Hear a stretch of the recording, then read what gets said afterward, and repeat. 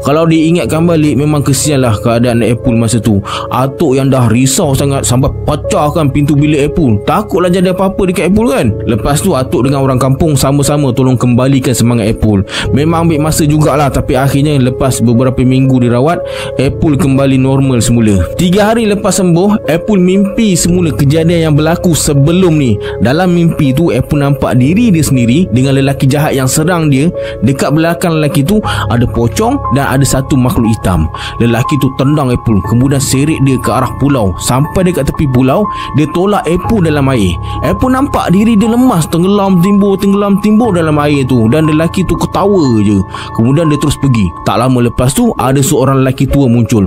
Muka dia macam Apple pernah nampak, tapi dia tak cam siapa lelaki tu. Lelaki tua tu berenang ke arah Apple, cuba nak tolong. Tapi yang cari Apple dalam air bukan lelaki tua tu, seekor buaya putih. Buaya tu nampak jinak sebab lelaki tua tu siap boleh belai lagi.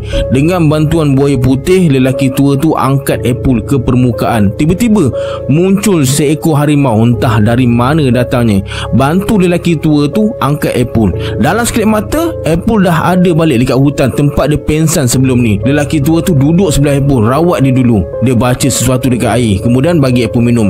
Lepas tu baru dia kejutkan Apple. Kejadian mimpi tu berulang lagi, tapi kali ni lain. Apple nampak Pakcik Jalal. Dia kumpulkan orang kampung. Pakcik Jalal cakap, kalau budak tu datang, korang pura-pura terkejut dan dengar baik-baik apa yang dia sampaikan. Faham? Orang kampung serentak jawab, faham. Mereka semua dia dah tahu apa yang berlaku pada Apple. Rupanya mereka cuma berlakon je selama ni. Lepas tu Apple tersedar dari mimpi. Dia termenung kejap, fikir apa maksud mimpi dia tu.